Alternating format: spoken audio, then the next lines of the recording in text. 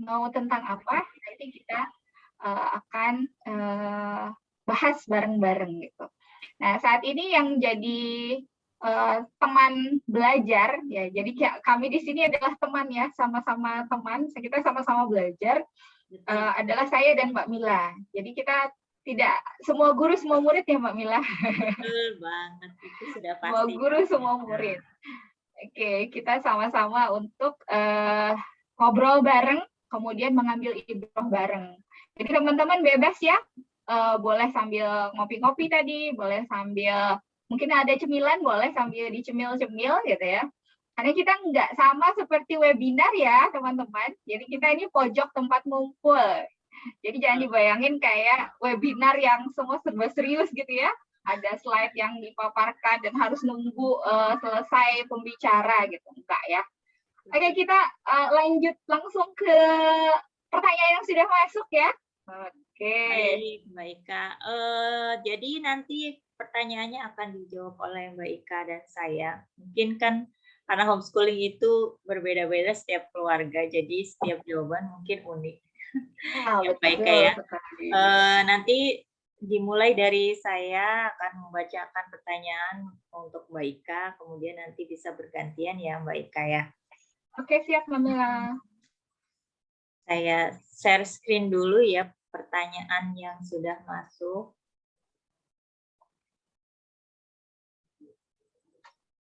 Ini penanya pertama ada Bulia Darlia, apakah di sini? Mbak Lia ada? Mbak Lia Darlia? Mbak Lia. Kita akan bahas yang hadir ya. Kalau tidak hadir kita skip nih. Oke, hadir katanya. Hadir, tapi dia off-cam. Oke. Baik. Pertanyaan pertama ya. Masya Allah ini ada 5. Ada 5 pertanyaan dari satu penanya. Cara sosialisasi anak HS dengan teman-temannya yang bukan HS, ditambah anaknya jadi introvert, Mbak Ika. Jadi ini pertanyaan untuk Mbak Ika nih. Gimana caranya memotivasi anak untuk semangat belajar di rumah karena nggak berkomunitas gitu. Jadi kayak nggak ada teman belajar. Yang ketiga, gimana caranya mengatur waktu belajar anak HS antara belajar yang prioritas dari target orang tua dan belajar yang diminati anaknya. Karena saya masih lemah di manajemen waktu dengan adik-adiknya sekolah. Kemudian yang keempat, karena memulai HS pertama kali, apa ukuran keberhasilan HS secara umum yang bikin orang tua dan anak sama-sama bahagia menjalankannya. Yang kelima, bagaimana cara mencatat yang mudah untuk mendampingi anak HS seperti raport ala-ala rumahan biar seru dan semangat. Mungkin dimulai dari saya ya. Cara sosialisasi anak HS dengan teman-temannya yang bukan HS. Kalau misalnya dari pengalaman anak-anak saya sendiri, untuk yang HS dan teman-teman yang bukan HS tetap bisa berteman ya. Jadi anak-anak saya juga teman-temannya tidak ada yang HS di sini, kecuali teman-teman komunitas yang rata-rata itu jauh-jauh. Kayak Mbak Ika Cilengsi, saya di Cibinong itu cukup jauh dan bertemunya itu hanya kalau ada acara-acara tertentu. Jadi teman-temannya itu tetap teman-teman yang bukan HS. Cara sosialisasinya ya layaknya anak-anak aja. Kalau misalnya anaknya jadi introvert, ini tergantung anaknya mungkin ya. Anak saya ada yang introvert dan ada yang ekstrovert. Meskipun sama-sama homeschooling. Jadi yang anak yang pertama itu tidak gemar bermain di luar gitu ya, tapi tetap berteman dengan teman-teman sini hanya seperlunya gitu. Kalau anak yang kedua itu ekstrovert, jadi teman-temannya siapa aja gitu. Jadi dia mudah bergaul dengan siapa saja. Untuk cara sosialisasinya yaitu anaknya sendiri yang punya kemauan untuk bermain dengan teman-temannya. Atau kalau misalnya Bulia Darlia memungkinkan untuk mengadakan misalnya pertemuan di rumah untuk bagi yang introvert ya. Kayak saya misalnya membuat taman baca di rumah, kegiatan-kegiatan yang sekiranya bisa mengundang teman-teman dari anaknya Bulia untuk datang ke rumah. Mungkin untuk yang introvert caranya bisa seperti itu. Itu dari pengalaman saya. Kemudian yang kedua, cara memotivasi anak untuk semangat belajar di rumah karena nggak berkomunitas gitu. Gimana ya, kalau nggak berkomunitas ya memang sebaiknya harusnya berkomunitas ya. Jadi yang salah satu yang membuat anak semangat untuk belajar, kalau pengalaman saya itu dia bertemu dengan teman-temannya, kemudian termotivasi seperti teman-temannya, misalnya, oh teman saya seperti ini, oh saya mau seperti ini, atau teman saya seperti itu, saya mau seperti itu gitu. Jadi kalau misalnya nggak berkomunitas, disarankan kalau HS itu memang seharusnya berkomunitas. Tetapi jika memang belum, bisa Mbak Lia itu bisa mendaftarkan di klub-klub minat bakat. Misalnya anaknya sukanya apa, bisa didaftarkan di klub-klub minat bakat ya. Misalnya untuk pengalaman anak saya yang kedua, itu awal-awal HS dia semangat, tapi lama-kelamaan mungkin agak bosan gitu ya. Karena teman-teman di komunitas itu nggak bisa secara intens bertemu setiap hari, setiap saat seperti itu. Tapi juga meskipun ada teman di rumah, tapi tetap dia memiliki teman yang sefrekuensi gitu ya. Jadi akhirnya saya memutuskan untuk mendaftarkan di klub bakat. Kayak misalnya kalau anak saya laki-laki berarti yang anak yang kedua sekarang klub ini ya, futsal club gitu. Kalau misalnya perempuan, misalnya anak balia perempuan bisa aja, misalnya suka menulis, klub menulis, atau memasak bisa klub memasak. Mungkin dari saya itu ya. Jadi memang disarankan untuk berkomunitas, atau jika belum berkomunitas bisa mendaftarkan klub-klub minat bakat yang terdekat di rumahnya. Insya Allah itu bisa cukup memotivasi anak semangat belajar. Jadi dimulai dari apa yang disuka anak dulu, itu nanti anak akan semangat untuk yang lain gitu. Kalau pengalaman saya seperti itu. Yang ketiga ya, gimana caranya mengatur waktu belajar anak HS antara belajar yang prioritas dari target orang tua dan belajar yang diminati anaknya. Untuk saya sendiri sebenarnya tidak ada target orang tua ya. Jadi target itu target orang tua dan anak kalau saya. Jadi apa yang kita targetkan itu juga menjadi target anak. Jadi tidak menjadi target kita sendiri. Kalau misalnya target orang tua, berarti anak nanti tidak akan maksimal atau sepenuhnya dia menjalankan targetnya. Tetapi kalau semua target orang tua dan target anak dibicarakan, kemudian menjadi target bersama. Jadi tidak ada target orang tua ya, Mbak Lia. Jadi adanya target bersama. Target kita adalah target anak juga. Jadi dibicarakan kesepakatan, konsekuensi, dan lain sebagainya itu dibicarakan bersama. Jadi mengatur yang prioritas dan yang diminati anak. Jadi itu tadi kita membuat kesepakatan untuk waktu akademisnya itu jam berapa sampai jam berapa. Kemudian setelah itu boleh anak melakukan hal-hal yang ia minati gitu, selain daripada yang ditargetkan gitu. Jadi manajemen waktunya memang harus benar-benar ini ya. Kalau saya ditulis, ditempel waktu awal-awal sebelum menjadi rutinitas. Jadi awal-awal dibuat kesepakatan, kemudian ditulis, ditempel jadwal-jadwalnya yang jika itu dilakukan secara terus-menerus maka akan menjadi rutinitas yang kalau misalnya tulisan itu sudah hilang pun mereka sudah tahu karena itu sudah menjadi rutinitas. Untuk yang keempat, ukuran keberhasilan HS secara umum. Sebenarnya kalau misalnya dari para ahli itu ukuran keberhasilan HS secara umum ya anak dan orang tua sama-sama bahagia menjalankannya gitu. Untuk ukuran keberhasilannya itu anak, kalau menurut saya anak itu sudah menjalankan apa yang ia harus kerjakan tanpa disuruh. Kemudian anak juga bahagia menjalankannya. Kemudian anak itu sudah mengenal apa yang menjadi kelebihan dan kekurangannya. Itu sih yang terpenting ya. Kalau yang lain-lain misalnya standar, misalnya kemampuan dari segi akademisnya sekian itu bisa dipelajari lah, karena yang terpenting bagi anak itu tadi kewajiban anak itu sudah dilaksanakan dengan kesadarannya sendiri tanpa disuruh.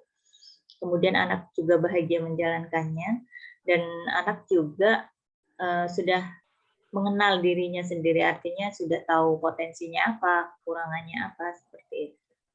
Ini untuk anak yang besar ya. Kalau anak yang kecil tentunya keberhasilan HS-nya tidak diukur dengan mengenal dirinya sendiri, belum seperti itu. Mungkin anak sama orang tua sama-sama bahagia menjalankannya itu sudah menjadi tolak ukur keberhasilan dari HS itu sendiri jika anak-anak itu sudah belum besar ya.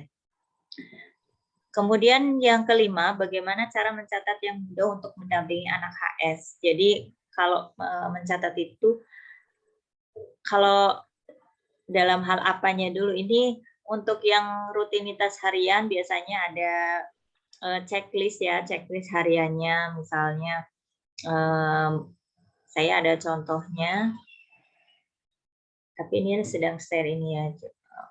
Untuk saya memberikan contoh ya, coba. Ada dikirim di chat juga boleh, Mbak. Kenapa? Dikirim di chat juga bisa gambarnya. Oh, iya. Jadi yang tadi pertanyaannya kita nggak remove. Oh iya ya. Sebentar.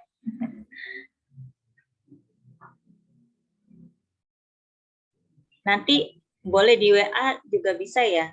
Kalau di chat ini Mbak, di chat Zoom juga bisa dikirim. Jadi teman-teman bisa sambil lihat di situ. Bisa dikirim di situ. Baik. Jadi ada checklist harian ya untuk yang anak-anak bisa.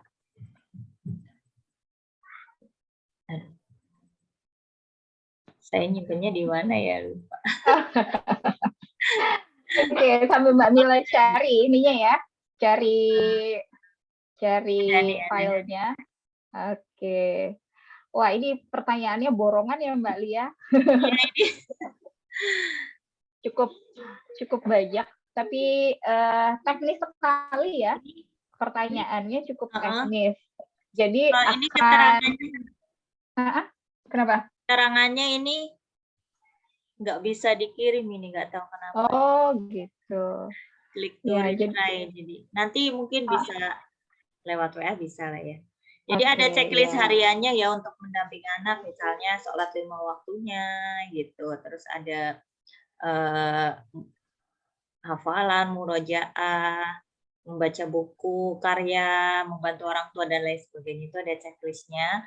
Kemudian untuk rapot ala-ala rumahan gitu juga ada rapot, tapi tentunya karena rapot ini kan sudah ada dari PKBM, sudah diberi rapot ya.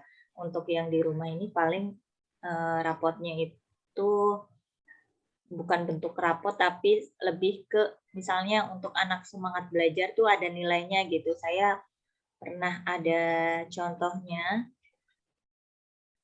Ini juga mesti di share juga kah? Coba ya. Coba ya Mbak Ika ya.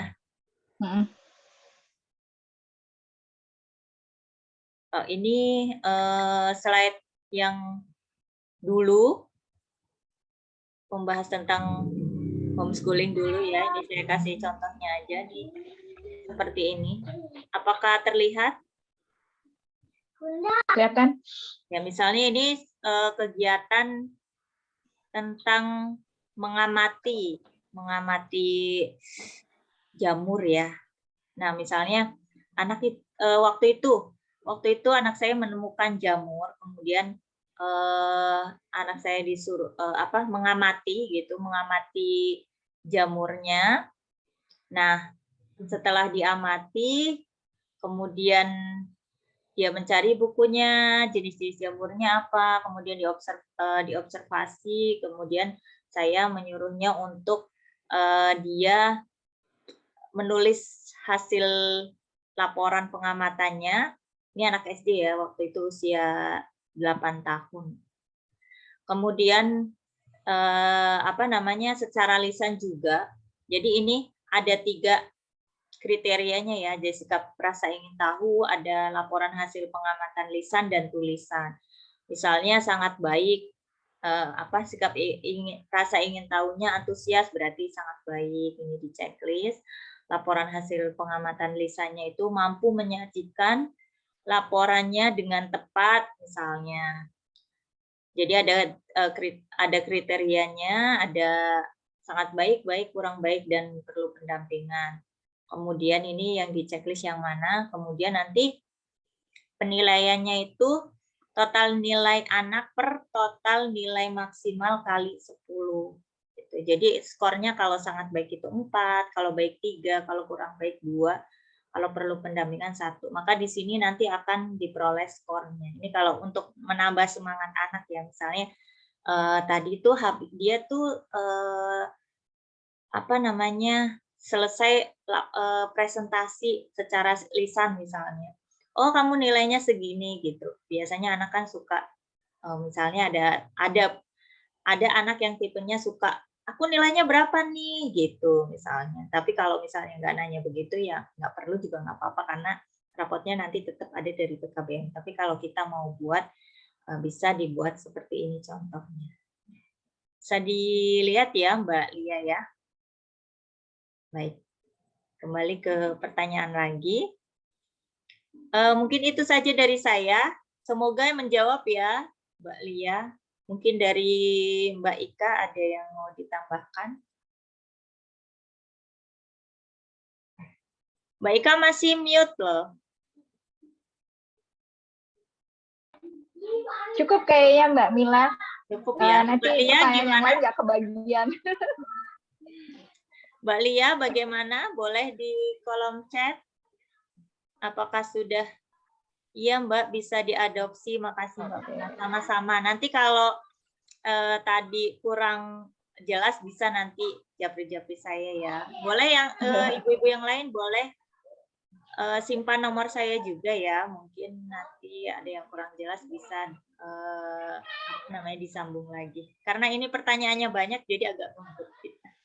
Aku mau main aja ke rumah, Mbak Mila. Ya, boleh cocok gitu, cocok. Lebih lama ngobrolnya. Ah, betul. Boleh. Sekarang yang kedua, harusnya tadi yang membacakan Mbak Ika ya, tapi nggak apa-apa. Yang kedua, pertanyaan untuk Mbak Ika nih. Bagaimana memilih PKBM untuk anak usia SD? Dulu. Mbak Eminya ada nggak, Mbak Eminya? Oh iya, Mbak Eminya ada. Apakah Mbak Emi ada? Kalau nggak ada, kita ke yang hadir aja. Nggak ada kayaknya. Mbak Emi nggak ada. Mbak Emi nggak ada? Nggak ada. Baik, kita ke pertanyaan Mbak Sinta. Mbak Sinta ada, Mbak Sinta? Prahasini, apakah ada? Ada, katanya. Oh, oke, ada. Mbak Sinta ada. Oke, kita jawab pertanyaannya Mbak Sinta ya. Untuk mendapatkan ijazah resmi, bagaimana caranya untuk yang homeschooling? Harus terdaftar dari awal PKBM atau bisa langsung daftar nanti ketika kelas 6 SD? Cara konsisten untuk mendampingi belajar anak homeschooling bagaimana? Kemudian selanjutnya, gurunya bukan orang tua sendiri, tapi meminta bantuan dari guru luar privat, apakah sudah benar? Atau harus orang tua yang berperan sebagai guru dan pembimbing bagi mereka? Adakah kurikulum standar untuk anak-anak yang homeschooling usia SD dan TK? Silakan Mbak Ika jawab. Oke. Ya, ini untuk yang pertama, untuk mendapatkan ijazah resmi. Kalau ijazahnya adalah ijazah dari kesetaraan, maka harus daftarnya di PKBM. Tapi kalau teman-teman mau dapat ijazahnya, ijazah SD, SMP, atau SMA, itu bisa berpayung ke sekolah terbuka. ke SMP terbuka, SD terbuka, tapi tidak semua daerah ada. Jadi teman-teman harus searching dulu. Hanya rata-rata kita yang homeschooler ini memang menginduknya ke PKBM. Karena lebih mudah, PKBM bisa dijangkau hampir di semua desa. Hampir di semua desa itu punya PKBM. Nah, PKBM ini ada yang sifatnya milik pemerintah, ada juga yang sifatnya swasta. Nah, kalau peraturan dari Diknas untuk berlaku di tahun ajaran ini, yang saya ketahui bahwa anak-anak harus terdaftar dari kelas 1 SD. Jadi dari kelas 1 SD dia sudah masuk datanya di Dapodik. Kemudian untuk mendapatkan NISN itu naik kelas 4 biasanya dapat. Jadi beberapa PKBM itu memang mendaftarkan dari kelas 1 sampai kelas 3, tapi biasanya kelas 1 sampai kelas 3 tidak ada pembelajaran dari PKBM. Tapi PKBM yang lain ada. Jadi PKBM ini sangat bervariasi tergantung dari PKBM mana yang kita mau mendaftarkan anak-anak kita. Dan setiap PKBM punya aturannya sendiri. Hanya kalau dari peraturan Diknas memang datanya harus masuk dari kelas 1. Kemudian kalau dulu zamannya anak saya yang pertama, itu daftarnya di kelas 6. Masih boleh. Anak saya yang pertama itu kan sekarang SMA kelas 2. Berarti 4 tahun yang lalu ya. 4 tahun yang lalu itu masih boleh daftar di kelas 6 SD. Tapi yang sekarang itu sudah tidak boleh. Paling lambat itu di kelas 4. Di kelas 4 SD datanya sudah masuk di PKBM. Sedangkan anak saya yang baru nih, yang umur 9 tahun, itu dia dari kelas 3 masuk di PKBM, datanya sudah masuk di PKBM sejak kelas 3. Karena waktu itu di kelas 1, kelas 2 belum diminta untuk masuk. Kemudian itu yang untuk ijazah resmi ya Mbak ya. Kemudian yang kedua, bagaimana konsisten untuk mendampingi anak homeschooling? Nah, konsisten ini kuncinya adalah di apa alasan kita memilih jalur homeschooling untuk anak-anak. Jadi ketika kita punya alasan yang kuat, itulah yang akan membuat kita untuk konsisten. Kalau kita tidak punya alasan kuat, kita akan gampang goyah. Jadi temukan dulu kenapa sih kok kita memilih jalur homeschooling gitu. Kalau kita sudah tahu kenapanya, itu biasanya jatuh bangun akan tetap berusaha untuk konsisten, akan tetap berusaha untuk on the track. Nah, kiat yang paling sederhana adalah pahami dulu karakter kita sebagai seorang ibu yang menjadi pendamping anak-anak, karakter kita seperti apa. Kayak misalnya contohnya saya itu termasuk yang konsistensinya lemah. Tapi saya punya developer tinggi, punya developer kuat, kemudian juga punya maximizer kuat, punya achiever kuat. Nah, kalau developer kuat, itu dia cenderung suka untuk mengembangkan orang lain. Jadi cara saya untuk mensiasati konsistensi saya yang lemah adalah saya membuat sebuah komunitas. Membuat komunitas yang dimana di situ juga saya punya tanggung jawab gitu untuk mendampingi teman-teman dari anak saya.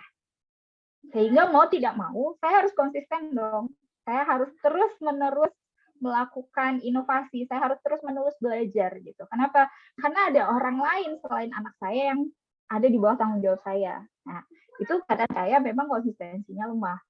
Tapi kalau teman-teman yang punya konsistensinya kuat, maka bisa dibuatkan jadwal gitu ya, bisa dibuatkan jadwal, bisa dibuatkan time schedule teman-teman sendiri gitu. Itu masing-masing keluarga boleh berbeda. Tapi itu yang berlaku di saya. Mungkin nanti Mbak Mila beda lagi.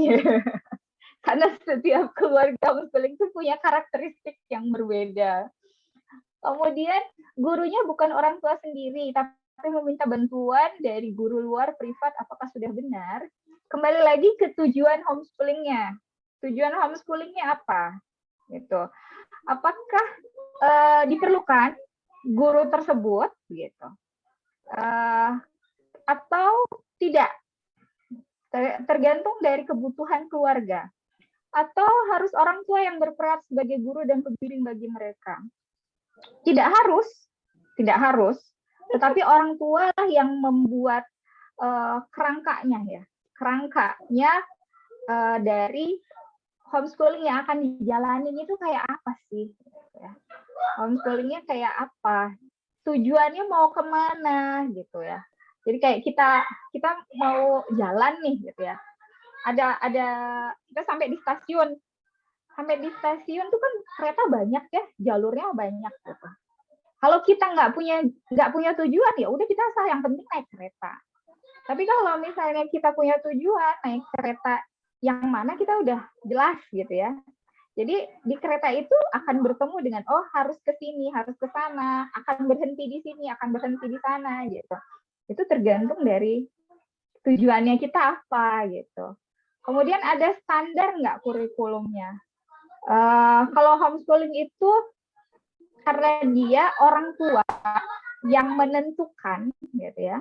Jadi standar kurikulumnya akan sangat berbeda di setiap keluarga, tergantung dari orang tua mau dibawa pendidikan anaknya kemana gitu. Dan kalau di keluarga saya gitu ya, homeschooling itu bukan harga mati. Jadi homeschooling itu adalah sebuah metode yang kami pilih untuk menuju sebuah tujuan pendidikan anak. Nah, andaikan di tengah jalan anak-anak memilih untuk tidak lagi homeschooling, ya nggak apa-apa selama tujuan pendidikan itu tercapai. Jadi homeschooling buat kami adalah kendaraan ya. Gitu. Jadi cara. Nah, kurikulum standarnya tergantung teman-teman mau merujuk kemana, ada banyak. Bisa ke kurikulum Diknas, ya kalau misalnya mau kurikulum Diknas berarti udah ada jelas tuh di Diknas, tinggal di searching aja di websitenya Diknas. Itu sudah ada tuh modul belajarnya, sudah ada anak kelas 1 itu tematik apa yang akan dipelajari itu tinggal di download saja, ebook banyak gitu. Tergantung dari teman-teman mau kemana fokusnya. Usia SD, usia TK ada. Nah, kalau di keluarga saya untuk TK kami patokannya ke STPPA, standar tingkat pencapaian perkembangan anak, yang dikeluarkan oleh Dinas PAUD ya. Jadi fokusnya adalah mencapai dari tugas perkembangan nih, usia segini sampai segini dia harusnya bisa apa. Nah itu aja yang jadi fokusnya. Kemudian kalau usia SD itu minimal mereka bisa literasi.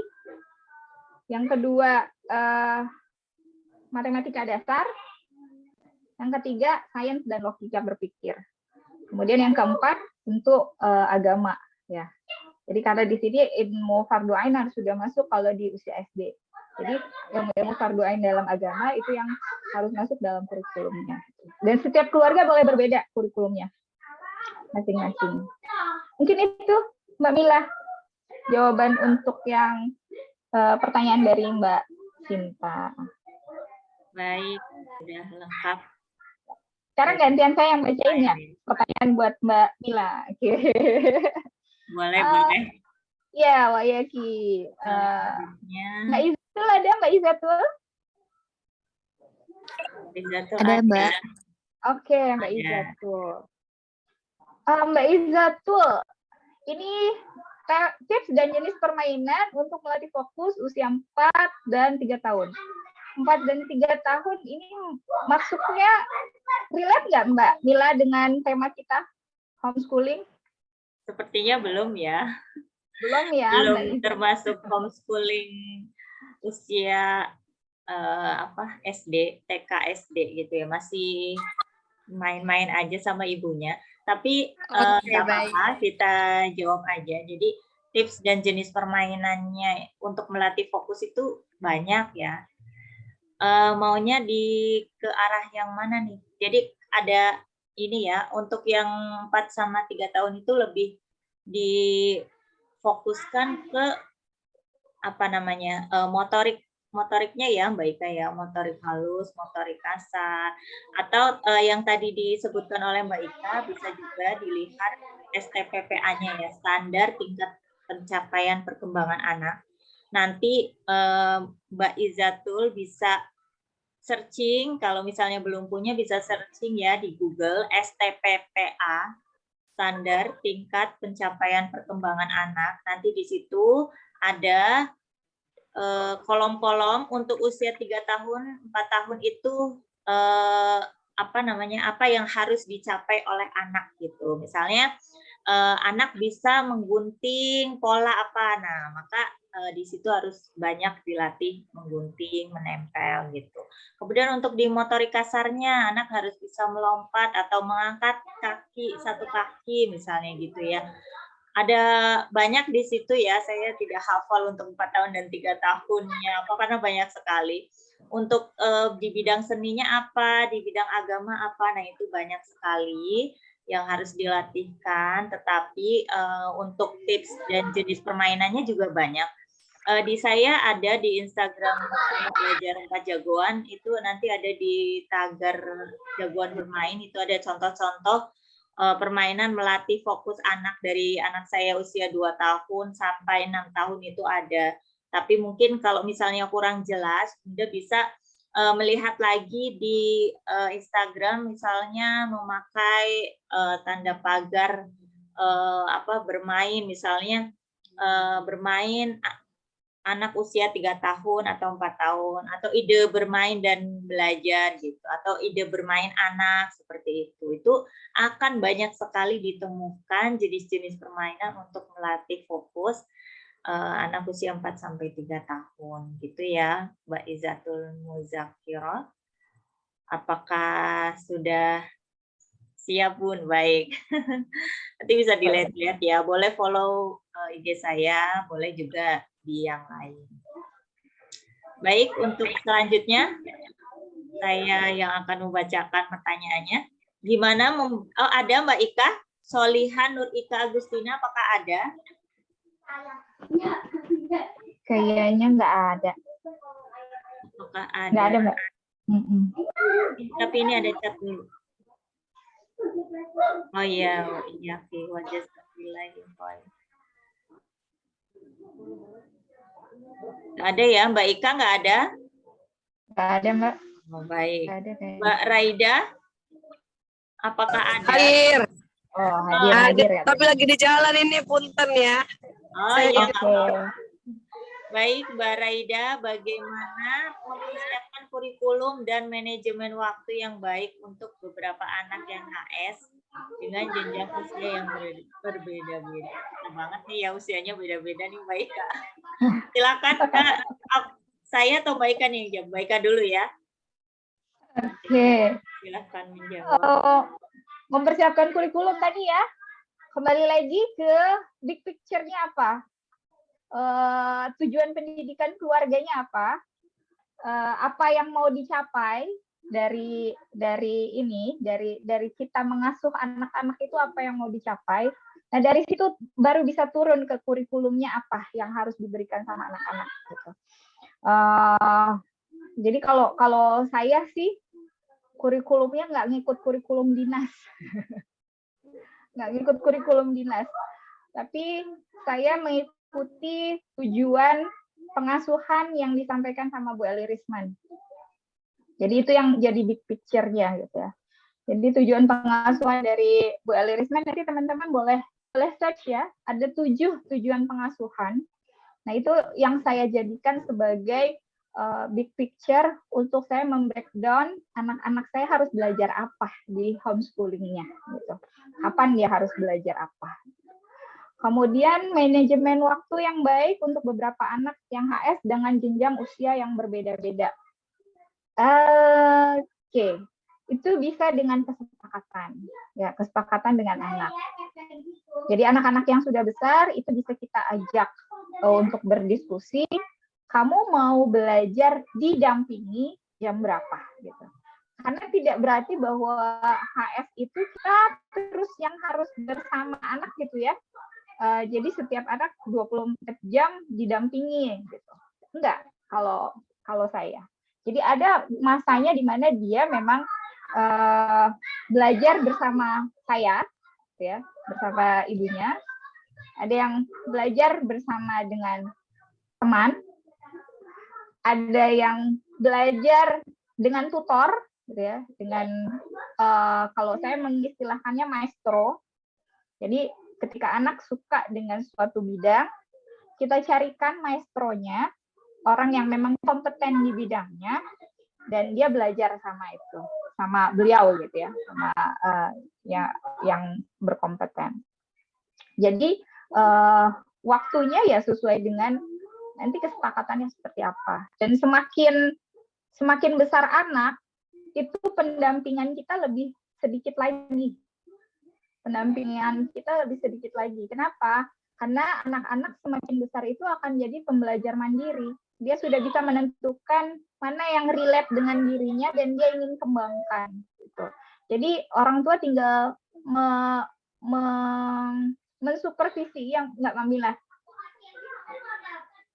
Pengalamannya begitu juga Mbak Mila? Iya Mbak. Ini lagi baca chatnya. Baik. Gimana Mbak, bisa diulang lagi? Ya, jadi semakin besar anak itu kan supervisi sifatnya kita ya. Karena anak-anak sudah bisa menentukan dia mau belajar apa. Betul banget Mbak. Jadi pengalaman saya pun seperti itu.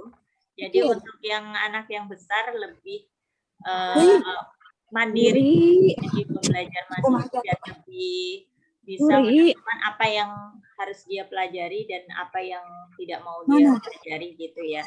Jadi lebih bisa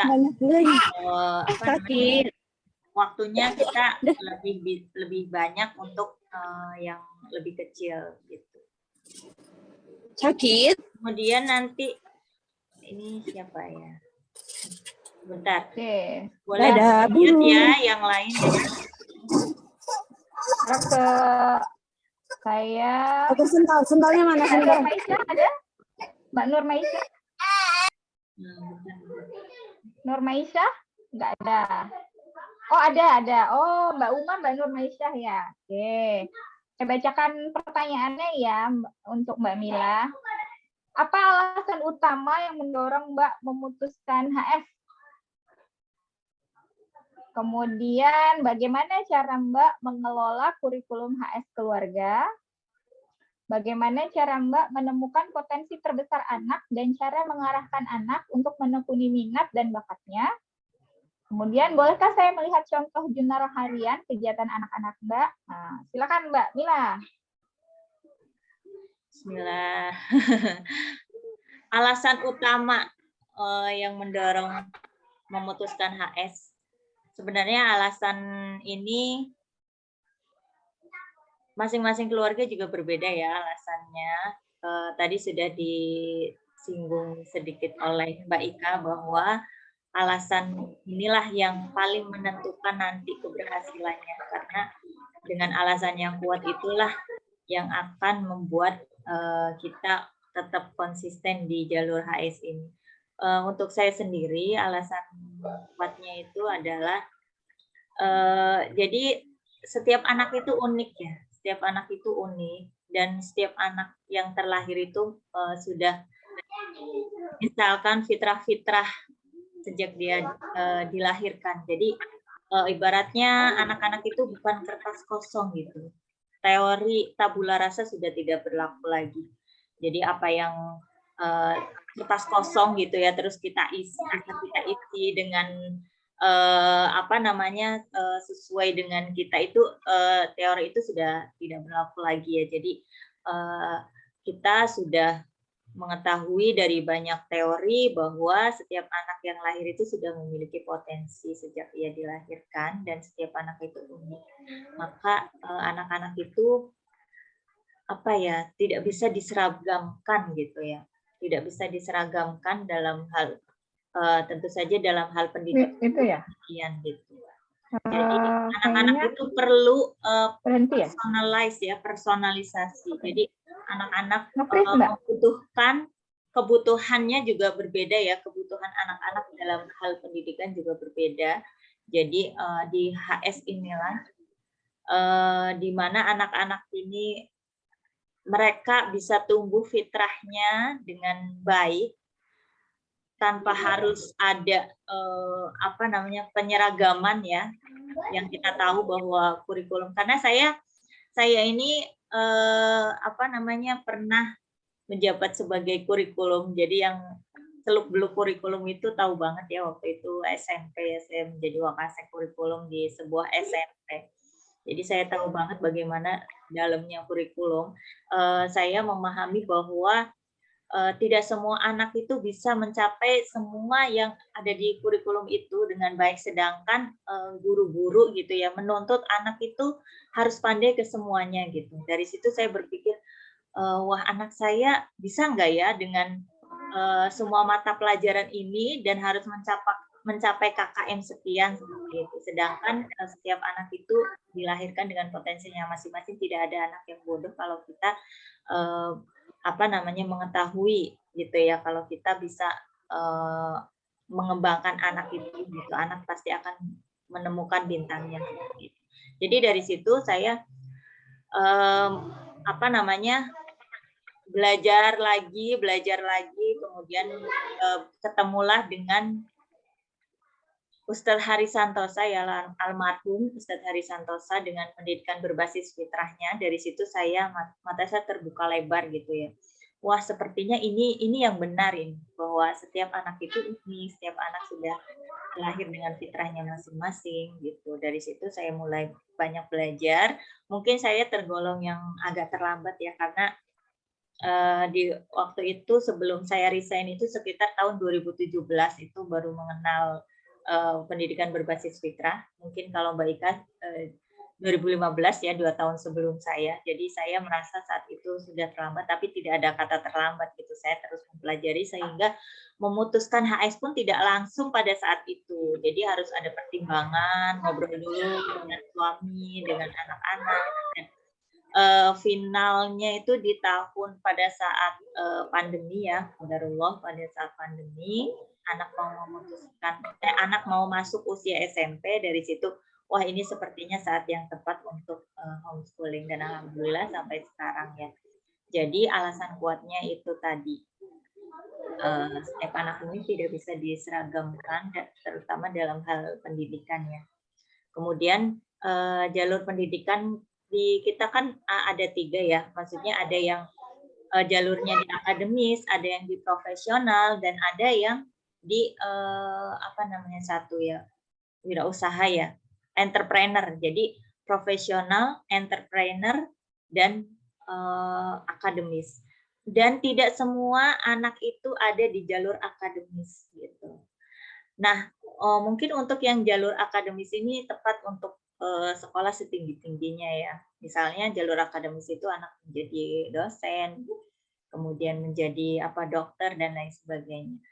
Tapi ada lagi anak-anak yang memang ada di jalur profesional dan entrepreneur. Misalnya anak-anak dari kecil itu sudah terlihat kesukaannya di bidang menggambar misalnya. Nah, itu mungkin bisa di jalur profesional. Nah, untuk di jalur profesional ini, untuk SD, SMP itu, jika kita di sekolah formal itu akan sulit mengimbangi ya. Artinya waktu untuk dia bisa meningkatkan skill-nya itu sedikit gitu. Jadi untuk bagi anak-anak yang memang nantinya akan di jalur profesional ini mungkin lebih di homeschooling ini dia akan lebih berkembang. Karena apa? Karena untuk akademisnya menyesuaikan ya, hanya di PKBM saja dan di orang tua gitu ya. Paling kalau di orang tua homeschooling biasanya 2 jam, 3 jam gitu ya. Selebihnya anak-anak bisa meningkatkan skill-nya. Apalagi entrepreneur ya, sama juga seperti profesional tadi. Untuk yang akademis memang lebih cocok untuk di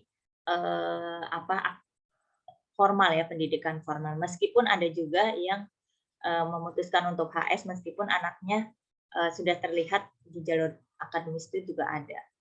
Nah, untuk alasan yang kedua kenapa saya memutuskan HS, untuk anak pertama saya ini sudah terlihat dari kecil itu suka menggambar gitu ya. Jadi wah sepertinya anak ini jalur profesional nih gitu. Jadi akademisnya kurang diminati, sehingga untuk di HS ini saya bisa lebih explore lagi, bisa saya ikutkan kelas-kelas kursus menggambar, kursus desain dan lain sebagainya seperti itu ya.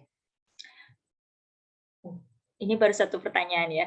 Bagaimana mengelola kurikulum HS keluarga? Untuk kurikulum tadi sudah disinggung sedikit saya sama Mbak Ika bahwa di kurikulum ini sebenarnya kan ada tadi ya, ada tujuan, ada isi materi, kemudian ada strategi dan ada evaluasi. Ada empat hal yang wajib ada di kurikulum itu tadi ya. Tujuan untuk yang pertama itu tujuan. Jadi mengelola kurikulum itu ya sesuai tujuan kita. Kenapa kita harus menentukan tujuan di awal? Karena untuk yang anak-anak kita HS kalau misalnya tidak sesuai tujuan maka mungkin akan menghabiskan biaya atau energi gitu. Misalnya tidak di jalur tujuan yang kita sepakati terus anak diikutkan kursus macam-macam gitu. Itu kan nanti hanya akan menghabiskan biaya, energi dan waktu gitu. Jadi tentukan dulu tujuannya gitu. Kemudian isi materi gitu. Isi materi ini jadi seperti perbekalannya kita ya. Ada misalnya materi yang wajib anak pelajari dan ada yang tadi ya minat bakat gitu. Itu juga harus ditentukan gitu. Kemudian strategi itu seperti kendaraan. Jadi kita mau mencapai tujuan itu dengan memakai kendaraan apa. Strategi itu bisa kayak metode gitu ya. Kemudian tekniknya gitu. Untuk metode juga banyak sekali kita temukan ya. Ada kalau misalnya teman-teman sudah familiar ada metode Charlotte Mason gitu, CM ya. Ada juga Fitra Based Education, itu juga tergantung keluarga masing-masing. Kalau saya apa yang baik itu saya ambil. Jadi dinamakan metode elektrik. Jadi campuran. Saya mengambil dari Fitra Based Education, tapi ada juga sedikit yang untuk kurikulumnya saya dari CM saya juga pernah ikut pelatihan kurikulumnya. Jadi saya mengambil untuk yang checklist kebiasaan baik sama narasi juga saya ambil sedikit-sedikit gitu. Jadi apa yang baik saya ambil gitu. Tapi utamanya sih saya framework-nya dari Fitra Based Education sama seperti Mbak Ika. Tadi sudah materi strategi ya. Kemudian evaluasinya itu juga tergantung keluarga. Jadi ada 4 tadi yang pokok ya, ada tujuan, kemudian isi atau materinya, kemudian strategi, dan yang keempat itu ada evaluasi. Itu cara mengelola kurikulumnya. Tentu saja kurikulum juga disepakati ya disepakati dengan suami dan juga anak-anak yang HS juga. Tidak serta-merta saya membuat kurikulum sendirian, tidak, tapi semuanya disepakati bersama. Kemudian cara menemukan potensi terbesar anak, cara menemukannya itu dengan observasi. Ini menurut penelitian ya, bahwa tes minat bakat terbaik itu sebenarnya adalah observasi anak. Maksudnya observasi orang tua ya, orang tua observasi anaknya sendiri itu. Karena apa? Karena kita sebagai orang tua itu yang paling mengerti anak kita, yang paling mengenal anak kita itu seperti apa. Jadi tes minat bakat terbaik ya sebenarnya observasi orang tua gitu. Barulah kalau misalnya sudah beranjak dewasa sekitar usia 16 tahun ke atas itu boleh diadakan tes-tes seperti talent mapping dan lain sebagainya ya. Untuk caranya dengan observasi saya dibantu dengan Pandu 45. Mungkin teman-teman ada yang sudah mengenalnya juga ya, sudah pernah melihat Pandu 45 di pojok kumpul ibu, pernah ada yang share juga ya PDF-nya. Mungkin nanti Mbak Uma kalau misalnya tidak punya boleh japri atau boleh ditanyakan di grup nanti. Jadi di situ akan menemukan potensi anak saya itu di sini gitu, dengan adanya checklist. Kemudian saya dan Mbak Ika juga mengikuti training talent mapping ya. Dari situ tuh kita bisa mengenal anak kita sendiri. Jadi mengenal, kalau kemarin kita ada tema sadar bakat, jadi kita menjadi sadar bakat diri kita sendiri, suami dan anak-anak juga. Dari situ nanti kita akan bisa mengarahkan untuk menekuni di minat apa dan bakatnya apa. Misalnya untuk yang anak yang kayaknya dia idenya banyak nih, ideation, nah mungkin bisa kita apa sih namanya, ide dalam bidang menggambar misalnya gitu ya, idenya tuh ada terus gitu, bisa kita daftarkan di klub-klub menggambar misalnya seperti itu ya. Kemudian bolehkah saya melihat contoh jurnal harian kegiatan anak-anak? Ini jurnalnya sebenarnya nggak ada jurnal yang baku ya. Kalau di Instagram sebenarnya ada untuk yang preschoolnya yang 4 tahun itu adalah di awal-awal itu saya rajin membuat jurnal yang diposting. Tetapi untuk jurnal ininya anak-anak biasanya menulis sendiri dalam bentuk buku. Ada juga yang kalau misalnya saya suruh, ayo salin jurnalnya, diketik gitu juga ada. Tapi tidak semuanya ini ada di Google Drive saya. Kalau misalnya mau bongkar-bongkar banyak sekali ya. Tapi saya jadi intinya kalau untuk yang agak besar gitu, untuk yang dimulai dari usia SD karena saya menginginkan anak-anak itu menjadi pembelajar mandiri.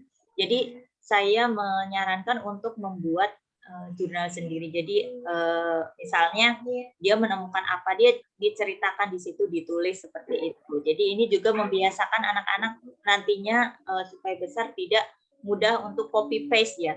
Saya ingat saya sekolah dulu, zaman saya sekolah, teman-teman saya itu pelajaran paling sulit adalah mengarang karena terbiasa dijejali dengan apa sih namanya mata pelajaran. Kemudian nanti kalau misalnya di tes itu hanya A, B, C gitu ya, kan multiple choice, sehingga kalau dia mengarang gitu ya, terus jawaban yang panjang-panjang itu akan kesulitan. Nah sekarang saya untuk anak-anak itu coba apa yang kamu amati, misalnya saya misalnya gini, waktu itu ada cumi misalnya, dia pegang cumi, coba semua inderanya tuh di ini ya, maksudnya dia mengobservasi dengan semua inderanya. Coba dari penciumannya bagaimana, dari tampilannya bagaimana, nanti dia tulis semua, dari situ dia belajar. Misalnya kakinya ada 4 gitu misalnya, dari mulai usia SD nih, matanya begini gitu. Terus dari aromanya tidak enak misalnya. Ya apa namanya, dibiasakan anak untuk benar-benar jujur apa yang dia observasi, ya dia tulis gitu. Jangan misalnya, wah itu kan baunya bukannya tidak enak tapi gini-gini. Hindari kata-kata seperti itu. Melatih anak untuk benar-benar dia menuliskan apa yang dia rasakan, apa yang dia lihat, apa yang aroma yang dia cium gitu, semuanya dari semua inderanya seperti itu. Mungkin kalau misalnya contohnya saya ini beri contoh. Coba yang maaf. Salah.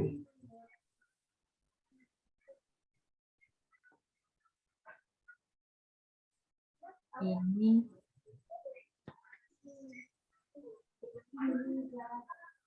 tidak terlihat ya? Mungkin nanti saja ya kalau di apa namanya? Contoh-contohnya bisa dilihat di grup WA aja nanti, ya, boleh. Ya, baik. Jadi untuk contohnya bisa nanti dilihat selanjutnya ya. Itu saja ya Mbak Uma, apakah ada yang lain? Satu lagi Mbak, ada pertanyaannya satu lagi. Bagaimana cara mengarahkan supaya anak-anak bisa belajar mandiri? Oh iya, itu sudah terjawab tadi ya, bagaimana cara mengarahkan anak-anak supaya bisa mandiri dalam belajar.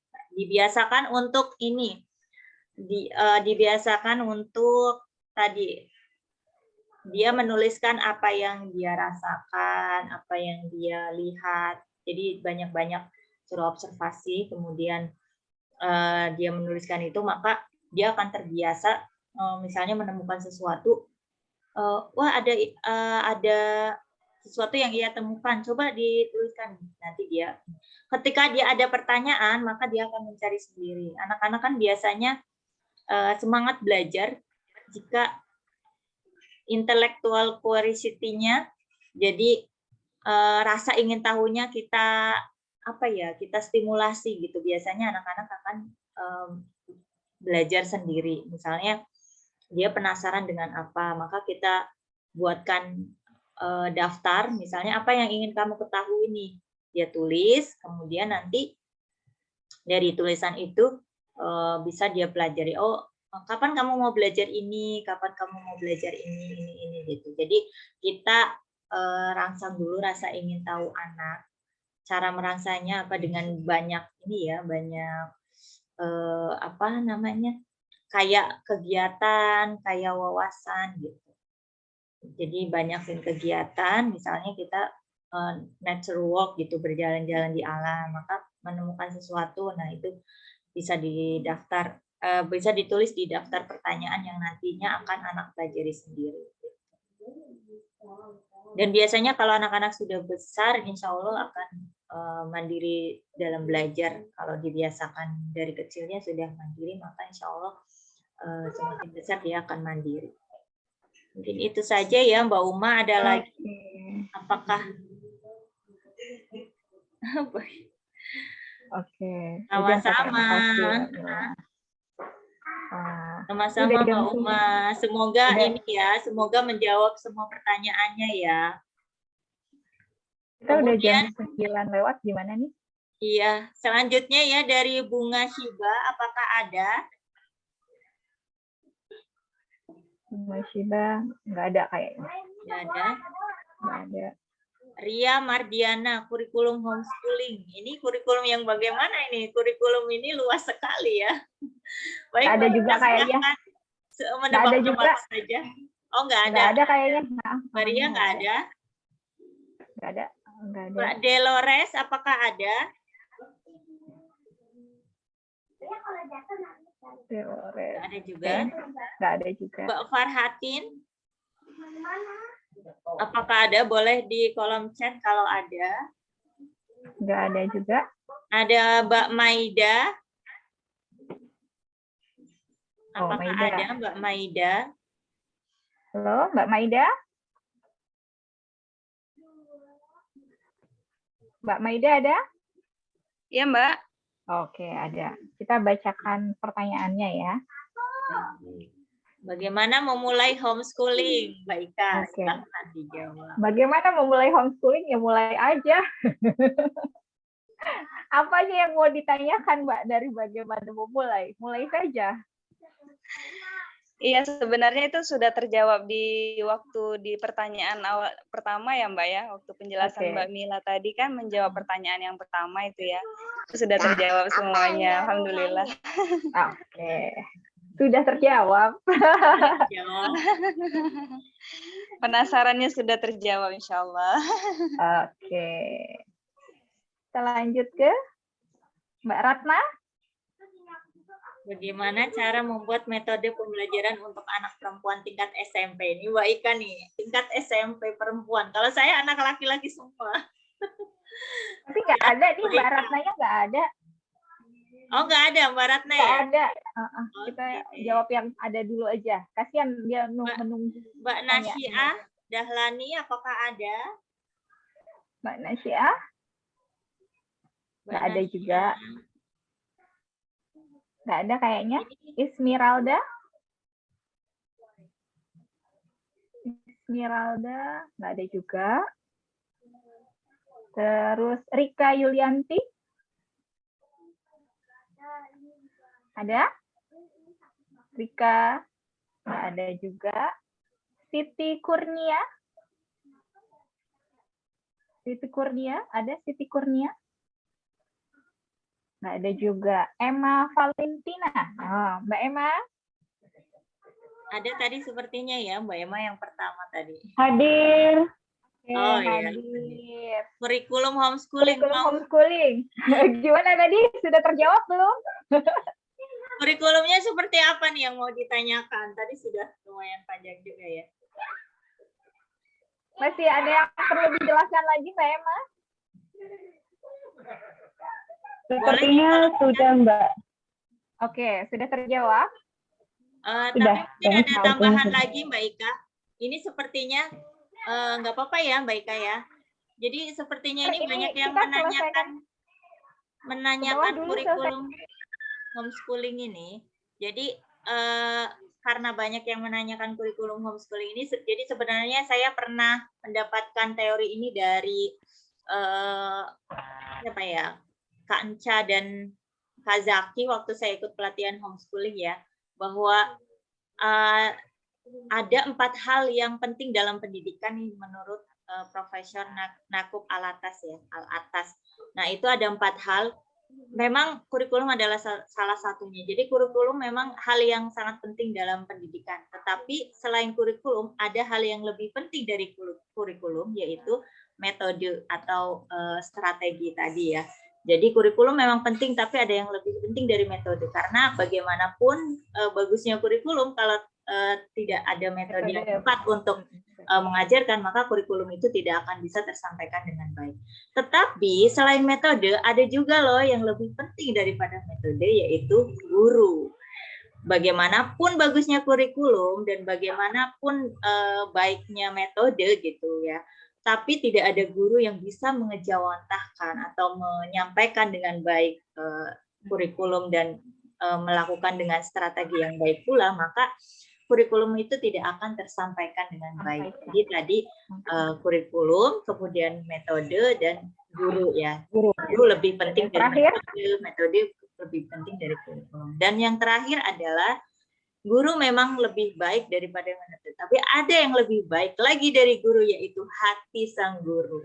Jadi bagaimanapun baiknya atau bagusnya guru, jika hatinya tidak ikhlas mengajarkan anak-anak, maka tidak akan tersampaikan dengan baik. Jadi yang paling penting dalam pendidikan adalah ternyata hati sang guru. Jadi siapakah hati yang paling ikhlas mengajarkan anak-anak?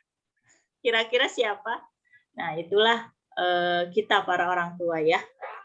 Yang paling ikhlas mengajarkan anak-anak adalah orang tua. Jadi memang yang paling terpenting adalah hati kita. Kalau misalnya dalam homeschooling terus kita sering ngedumen, terus mengeluh, ya mungkin itu bisa jadi nanti tidak akan tersampaikan. Jadi ini juga pengingat untuk saya juga, bahwa yang paling penting dalam pendidikan adalah hati kita, hati sang guru. Itu saja mungkin yang menambahkan dari kurikulum homeschooling ya, Mbak Emma. Nah, selanjutnya. Terima kasih. Sama-sama. Mbak Aryuni ada Mbak Aryuni? Mbak Aryuni? Aryuni? Tidak ada. Citra? Citra? Nggak ada juga. Iya, Mbak. Ada. Ada Citra. Citra ya? Bagaimana kurikulum dan cara membuat pencatatan atau portofolio untuk anak-anak yang homeschooling? Mbak Ika, silakan. Saya tadi sudah mencontohkan ya. Kalau dari Mbak Ika, bagaimana? Ya, ini sangat bervariatif ya teman-teman. Tergantung dari tujuan. Jadi kalau portofolio itu tergantung dari tujuan kita mau bikinnya buat apa gitu. Dibutuhkan untuk usia apa? Juga ya Mbak ya, usia juga membedakan portofolio. Ya, usia juga. Jadi kalau yang kurikulum tadi sudah dibahas ya, kurikulumnya tadi sudah dibahas. Kemudian cara pencatatannya tergantung dari tujuan kita membuat portofolio apa. Kalau di usia dini yang saya pakai, itu portofolio dibuat adalah untuk saya mengetahui anak-anak ini sudah memiliki pengalaman melakukan aktivitas apa, kemudian SPPPA mana yang belum tercapai yang akan diagendakan. Jadi sebagai trace-nya ke sana. Nah, portofolio saya kalau di saya sederhana. Portofolionya hanya bentuk foto. Foto kegiatan, kemudian ada catatan. Ya, catatan singkat. Tapi kalau misalnya itu dibutuhkan untuk jadi portofolio si anak untuk pendidikan selanjutnya, maka portofolionya harus selain bentuk catatan, ada jurnalnya, ada foto, perlu sertifikat gitu. Di portofolio itu perlu sertifikat. Dan formatnya itu kalau teman-teman mau yang gampang, ada judul buku, judulnya Portofolio Anak. Nah, di situ sudah lengkap, ada template-nya, teman-teman bisa pakai gitu ya. Kalau mau yang mudah. Kalau saya homeschooling saya itu tidak terstruktur, jadi lebih ke unschooling. Jadi portofolio anak-anak lebih banyak saya kumpulkan dalam bentuk foto dan jurnal singkat saja. Gitu. Jadi nggak yang terlalu complicated ya. Malah enaknya sebenarnya kalau untuk ke depan, itu yang bikin portofolio adalah mereka sendiri. Mereka men-trace dirinya, sudah melakukan aktivitas apa saja, kemudian dikumpulkan dalam sebuah catatan. Nah, buku anak saya yang pertama, bukan homeschooling biasa, itu sebenarnya kumpulan portofolio dia. Gitu. Jadi dia sudah melakukan aktivitas apa saja sih, pengalaman apa saja yang dia ikut, dia miliki selama dia menjadi seorang homeschooler itu, apa yang dia lakukan, kemudian kegiatannya apa saja. Nah, itu sebenarnya portofolio juga. Gitu. Jadi tergantung teman-teman mau butuhnya portofolio untuk tujuan apa, gitu. Kemudian mau dikemanain gitu portofolionya. Kalau itu untuk jenjang selanjutnya, nah itu harus yang satu apa ya? Kita ngumpulin yang relate. Misalnya anak kita dia minatnya kuliah di bidang apa, gitu. Maka itu yang kita kumpulkan adalah portofolio yang relate dengan bidang yang mau dia tekuni, gitu. Nah, itu yang kita kumpulkan. Ya, portofolio itu ada bukti fisik. Bukti fisik itu bisa berupa foto kegiatan dan berupa sertifikat, gitu. Kalau yang berupa catatan jurnal itu bebas sebenarnya, nggak ada apanya, nggak mesti harus A, B, C gitu, bisa bebas aja. Dan ada juga portofolio bakat. Ya, portofolio bakat itu ada sendiri. Itu untuk melihat sifat apa yang muncul dari anak-anak kita gitu. Itu ada portofolio bakat. Itu kalau kami karena pakainya talent mapping, jadi kita pakai istilah bakat yang ada di talent mapping. Jadi ada 34 tema bakat, itu yang kita observasi di anak. Oh, dia ada ini, ada ini. Dan juga ada pakai yang pandu 45 juga, itu bisa untuk jadi portofolio juga. Untuk anak usia dini, anak usia SD, itu bisa pakai yang pandu 45. Gitu. Kalau mau yang mudah gitu ya. Ada template-nya, teman-teman bisa isi checklist. Itu sih. Boleh Mbak Mila? Kalau mau ditambahkan untuk portofolio? Halo, masuk suara saya? Jawabannya sudah lengkap, sudah detail. Mungkin untuk penambahannya hanya mungkin penamaan aja ya. Untuk yang preschool atau yang usia PAUD TK itu biasanya portofolio development portofolio. Jadi portofolio perkembangan ya, seperti yang Mbak Ika jelaskan tadi itu namanya portofolio perkembangan. Dan kalau untuk yang SD, tingkat SD biasanya adalah project portofolio. Portofolio project anak biasanya ada project based learning ya, misalnya anak ada project membuat apa, nah itu ada portofolionya.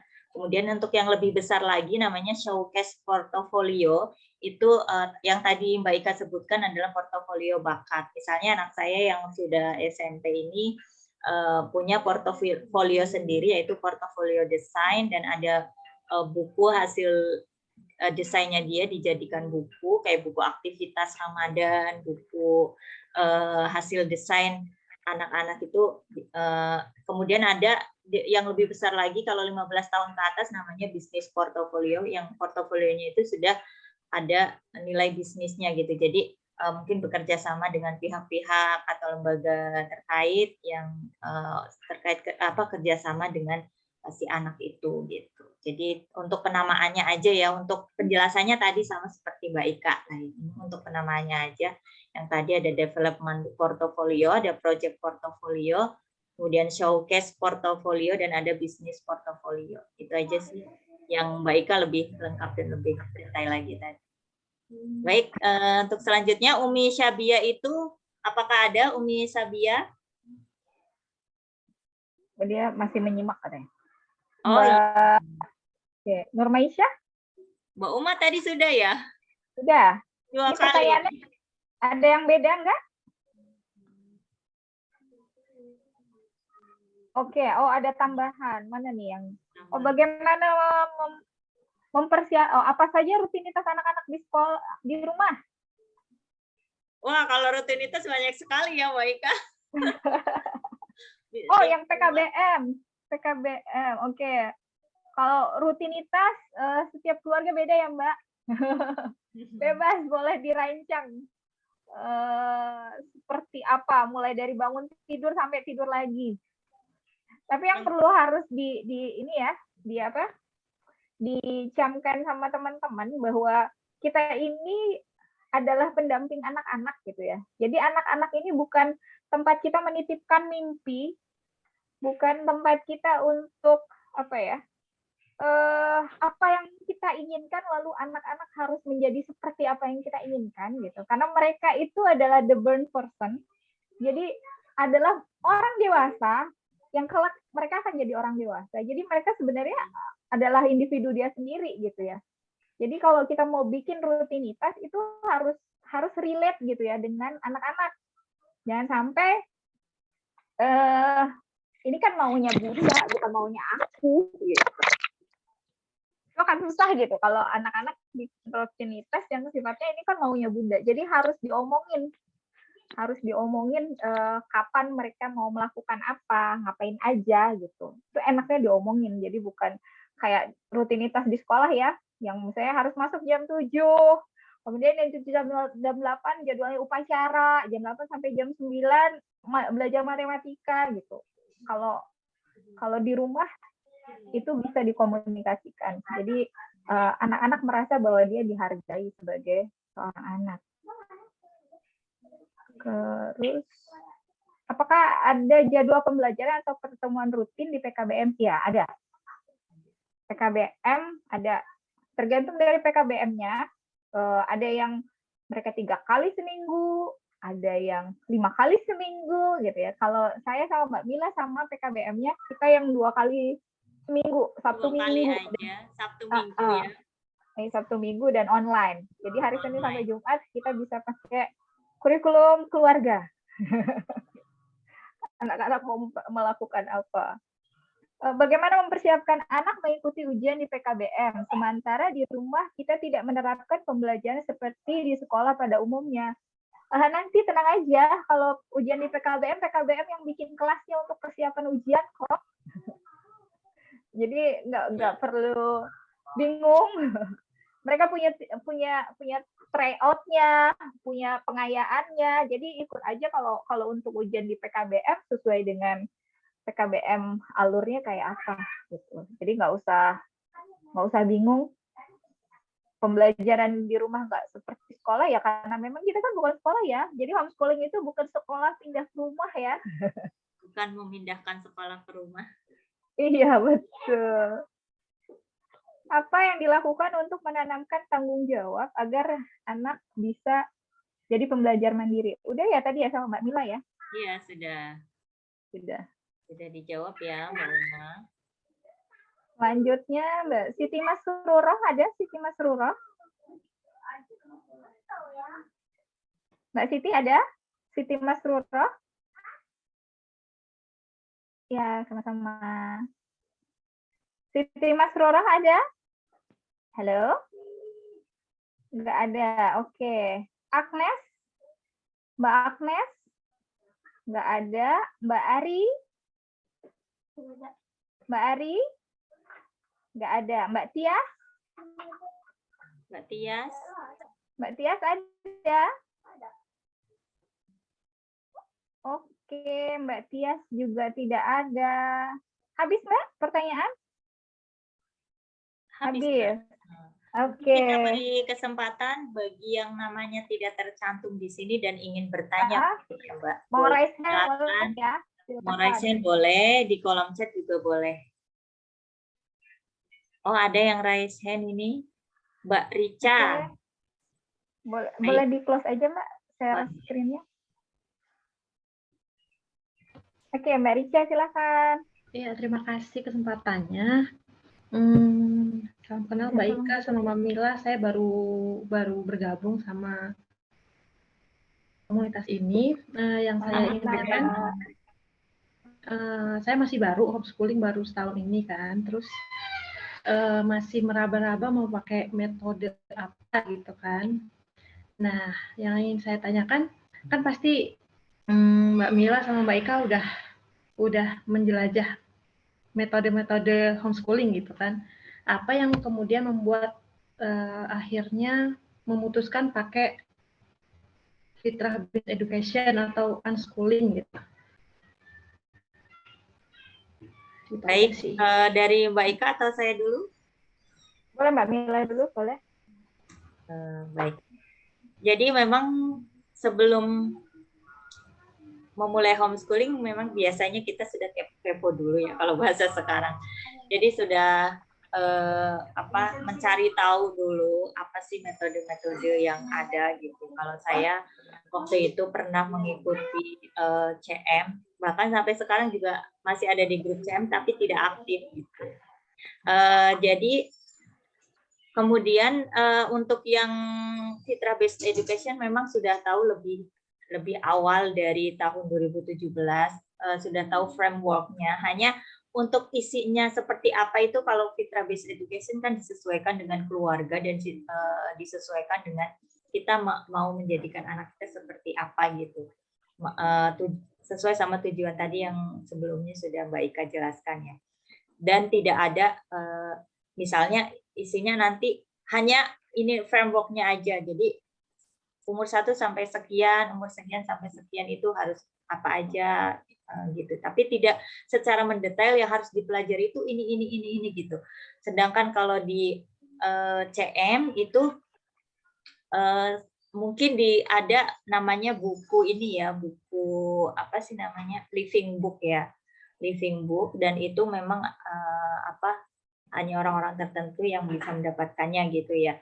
Jadi kalau menurut saya, bagi saya itu agak kesulitan gitu.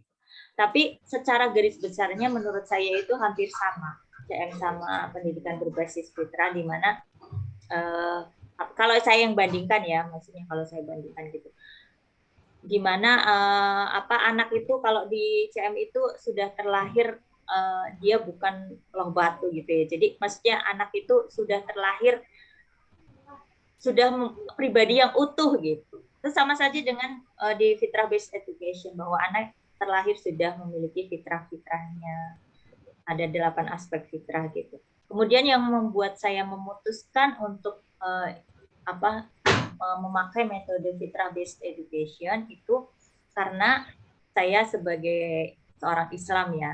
Maksudnya di situ saya lebih cocok karena framework-nya itu kok tepat gitu, tepat dengan kondisi dan keadaan anak-anak di rumah. Jadi disesuaikan dengan keunikan kita keluarga, kemudian visi misi kita keluarga, kemudian value keluarga, kemudian dengan keunikan anak. Waktu itu saya ketika belajar tentang CM sedikit ya, tidak sampai dalam-dalamnya, tidak hanya waktu itu kurikulum gitu. Gimana sih kurikulum CM gitu, saya belajar gitu ya. Itu ketika mau diterapkan di keluarga saya itu rasanya kurang cocok. Kenapa? Karena saya tidak menjalankan HS sejak anak pertama. Karena anak pertama itu awal-awal di sekolah formal SD-nya, baru di SMP itu di homeschooling gitu. Nah, jadi ketika diterapkan di rumah itu tidak cocok, karena kalau CM itu memang harus dari pertama ya. Untuk yang dari sekolah formal ke homeschooling itu agak susah. Karena apa? Karena dia harus menyesuaikan buku yang dibaca itu harus di level berapa. Dan kalau misalnya dicocokkan, wah mungkin anak saya masih harusnya di level apa, dia masih rendah gitu tingkat membacanya. Karena kan ada narasi seperti itu. Jadi dari situlah wah saya sepertinya mau ke Fitra Based Education saja gitu. Kalau itu pengalaman saya. Jadi apa keunikan keluarga saya ini lebih cocok di Fitra Based Education dan itu apa banyak dalil-dalilnya juga ya yang saya rasa itu pas gitu dengan yang saya yakini seperti itu. Silakan untuk Mbak Ika. Iya. Oke, kenapa saya pilih sama? Jadi karena memang awal mula saya memutuskan homeschooling itu karena terbuka pikirannya sama Pak Hari tentang sistem pembelajaran kita saat ini gitu. Bagaimana sistem persekolahan kita itu tidak apa ya, tidak memfasilitasi segala macam jenis anak gitu. Jadi persekolahan kita itu hanya fokus di akademik. Sedangkan untuk anak-anak yang tidak akademis ya, keunggulannya bukan di situ, itu mayoritas tidak terfasilitasi gitu.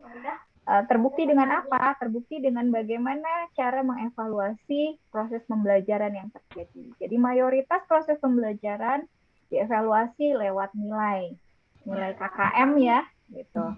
Dan itu otomatis yang akan bisa catch up itu hanya anak-anak yang tipe akademis, sedangkan anak-anak yang tipe kinestetik, kemudian tipenya dia harus eksperimen atau mungkin dia berbeda dengan anak pada umumnya itu tidak dapat terfasilitasi gitu. Jadi awal mulanya dari situ dan saya melihat anak saya itu nggak cocok sama sistem persekolahan di saat itu ya, mencari sekolah yang tepat untuk dia. Jadi anak ke-1 ke-2 sempat sekolah sama kayak Mbak Mila, tapi sekolahnya ogah-ogahan. Kalau yang anak pertama karena ngerasa terlalu mudah apa yang dipelajari. Jadi dia ngerasa terlalu mudah apa yang dipelajari. Kalau anak yang kedua, karena dia dapat stigma nggak baik, karena dia anak kinestetik. Jadi dia lebih suka bergerak. Gitu. Jadi akhirnya tujuan pembelajaran untuk apa dia sekolah itu nggak sampai gitu. Saya pikir daripada harus meneruskan sesuatu yang akhirnya membuat anak-anak jadi malas belajar, lebih baik ditarik. Kenapa di Fitra Based Education? Karena memang framework-nya paling lengkap. Di situ kita dapat arahan dari mulai usia dini, ya, usia di bawah 7 tahun, kemudian 7 sampai 10 tahun, 10 sampai 14 tahun atau 15 tahun. Itu kita ada framework-nya. Jadi ada kerangka berpikirnya. Apa yang harus kita lakukan di usia 7 tahun, kerangka besarnya gitu ya. Tapi detailnya itu tergantung dari kita keluarga. Cuman apa kerangka besarnya kita sudah punya gambaran. Dan di situ anak dipandang dalam 8 aspek gitu ya. 8 aspek fitrah. Jadi kita tidak hanya apa mementingkan imannya saja gitu ya. Pokoknya yang penting ngaji deh, yang penting kamu mah agama enggak gitu.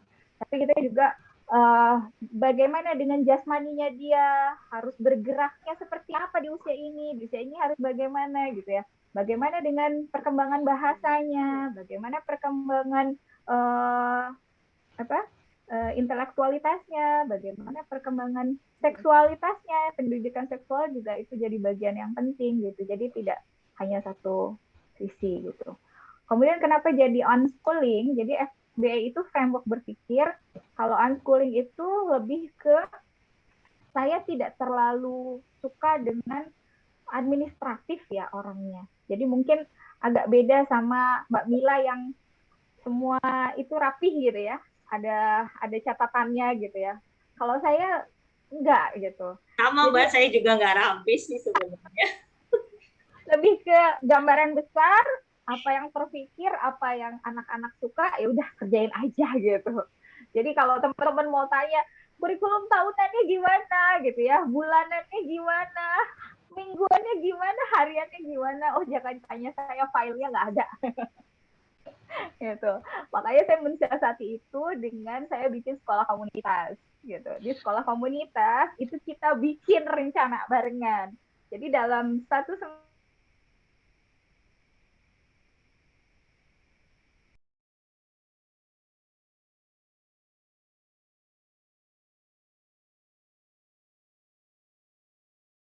Halo, Mbak Ika. Suaranya masuk? Sudah masuk lagi. Oke, oke. Sudah, Oh, sudah. tadi hilang ya? Iya, tadi hilang. Oh ya, jaringannya berarti nggak bagus.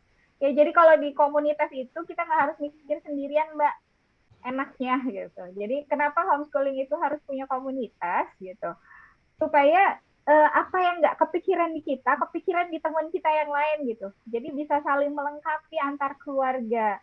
Dan nggak semua, kita tuh bisa ya ngerjain semua sendiri gitu. Nggak mungkin gitu. Jadi kita butuh partner, butuh keluarga lain untuk saling melengkapi. Jadi ketika misalnya usia 10 tahun, itu sudah mulai anak dikenalkan dengan uji adab. Gitu. Uji adabnya dengan apa? Dengan magang. Magangnya di mana? Di home industry. Cari home industry kan pusing gitu ya. Tapi kalau misalnya kita ada di komunitas, hai teman-teman, siapa yang punya usaha di rumahnya gitu. Oh, aku jualan susu misalnya. Boleh dong anakku magang di situ deh 2 hari atau 3 hari, kenalan tentang cara membuat susu jadi aneka rasa tuh kayak gimana gitu. Itu lebih enak gitu. Seperti itu. Begitu Mbak Rika. Nah, sedikit tambahan. Menurut, jadi sebaiknya saran dari Mbak Ika sama Mbak Mila itu, kalau menurut Mbak, kalau saya lagi proses mencari metode homeschooling itu sebaiknya saya perlu menjajaki satu persatu dulu atau seperti apa? Bisa. Boleh seperti itu yang saya lakukan, tapi boleh juga langsung memilih sesuai keunikan keluarga gitu. Kalau FBE nanti bisa saya kontak Mbak Mila sama Mbak Ika ya. Oh, boleh. Kalau mau cari tahu. Kalau saya pun ikut-ikut Mbak Ika ya. Kalau misalnya Mbak Ika ada kegiatan EduTrip nih, saya pasti ikut Mbak Ika karena Mbak Ika sudah di tingkat komunitas ya. Kalau saya masih di lingkungan keluarga saja, maksudnya keluarga saya sendiri paling tetangga ada yang misalnya taman baca paling seperti itu. Tapi kalau Mbak Ika itu sudah menjadi sekolah komunitas ya, sudah komunitasnya sudah besar, jadi saya memang tergabung di komunitasnya Mbak Ika. Kalau tentang komunitas itu ranahnya Mbak Ika. Kalau saya itu untuk komunitas itu saya agak melempem gitu ya. Makanya di grup juga yang aktif Mbak Ika, karena saya mungkin ya itu tadi ya, benar kata Mbak Ika. Jadi saling melengkapi seperti itu. Jadi untuk komunitas, misalnya mau tanya tentang misalnya tadi ya EduTrip kemana, terus mau belajar yang enak di tempat apa, tempat magang apa, mungkin lebih ke Mbak Ika seperti itu. Kalau saya mungkin lebih ke apanya ya Mbak Ika ya. Jadi yang terstruktur kalau Mbak Mila itu kekuatannya di sana. Karena memang basicnya itu dulu saya kurikulum. Ya, kurikulum gitu. Tentang tekniknya bagaimana gitu. Jadi kalau Mbak Ika kan memang komunitasnya ini yang bagus gitu. Makanya kita mungkin saling melengkapi seperti itu. Jadi saran saya sesuaikan dengan keunikan keluarganya. Kalau misalnya kalau boleh tahu anaknya laki-laki atau perempuan, sukanya apa gitu. Kalau misalnya 4. Anaknya 4. Yang 2 yang udah homeschooling. Okay. Dan yakin aja sih Mbak, nanti kita akan nemuin sendiri kok. Betul. Yang cocok ala kita gitu. Benar. Karena jujur kalau misalnya dibilang pure FBE juga enggak. Karena ada sesuatu yang harus dimodifikasi sesuai dengan kekhasan anak-anak sekali lagi ya. Karena yang penting dalam anak-anak juga. Jadi orientasinya ke anak, bagaimana mereka enjoy gitu dengan perjalanan yang mereka ikutin. Sekarang saya juga lagi belajar Montessori. Jadi untuk yang usia dini, saya juga pakai Montessori, pendekatan Montessori gitu ya, untuk pembelajarannya. Walaupun Montessori-nya bukan Montessori yang pakemnya gitu ya, tapi modify. Jadi kita kalau belajar berbagai macam metode, nanti kita racik sendiri yang cocok sama keluarga kita apa gitu. Nah enaknya waktu awal-awal banget saya homeschooling itu, saya ikut School for Homeschool Facilitator. Bukan saya sih, suami saya. Jadi karena memang homeschool itu kuncinya ada di ibu dan ayah. Jadi ibu dan ayah punya satu frame yang sama tentang bagaimana kita mendidik anak. Gitu. Jadi kalau di situ yang jadi pertama hal yang utama adalah apa goalnya gitu. Apa tujuan akhirnya dari proses pendidikan keluarga, itu balik lagi ke situ. Nanti baru bisa di breakdown ke bawah gitu. Dan enaknya kalau ayah yang apa? Yang ikut gitu. Itu kita jalannya enak. Oh ya, itu masuknya banget buat saya. Iya, nggak usah harus mententir ide gitu ya, mententir cerita dari siapapun gitu. Karena ayah yang nyimak langsung gitu, bagaimana orang yang sudah berpengalaman dengan hal tersebut, bagaimana cara dia memandang pendidikan gitu. Seperti itu kalau kata saya. Betul. Setuju. Kalau saya sendiri juga, suami juga pastinya terlibat ya dalam proses pendidikan anak juga. Jadi kerjasama suami istri itu memang seharusnya kerjasama. Karena kalau dalam homeschooling itu bukan hanya mendidik anak, tapi kita juga mendidik diri kita sendiri ya Mbak Ika. Karena sejatinya mendidik anak itu juga mendidik diri kita sendiri gitu. Dan kalau kata di CM juga ada ya, anak dan orang tua itu adalah kawan seperjalanan dalam meraih pendidikan gitu. Jadi bukan hanya anak saja yang ada kurikulumnya, tetapi orang tua juga loh ada kurikulumnya gitu. Jadi ketika membuat kurikulum untuk anak, misalnya kebiasaan baik apa yang akan kita terapkan untuk anak gitu, kemudian ada apa yang harus dipelajari, yang harus menjadi kebiasaan anak, kemudian ilmu buku apa yang harus dibaca anak. Nah kita juga seperti itu, kita mau konsisten apa nih yang mau kita latihkan sebagai orang tua, terus buku apa yang harus kita baca itu juga ada. Jadi anak tidak hanya melakukan dia memiliki role modelnya dari kita orang tua. Ketika kita menyuruh anak membaca, ya kita sebaiknya ikut membaca gitu, jangan hanya nyuruh aja. Gitu. Ada masuk chat nih, ada beberapa nih di chat. Oh iya ya. Pertanyaan masih ada beberapa di chat. Baik, Mbak Rica sudah cukup? Pilihlah sesuai hati nurani ya, Bu. Saya dapat banyak pencerahan dari Mbak Ika sama Mbak Mila. Terima kasih banyak. Oke, sama-sama. Ini ada dari Siti Masruro. Oh, ternyata dia di kolom chat, Mbak. Absennya. Saya Siti Masruro, usia 29 tahun. Anak saya usia 3 tahun. Dan saya juga pengajar di TK atau SD IHS. Jadi IHS kami fokus ke tahfiz dan bahasa.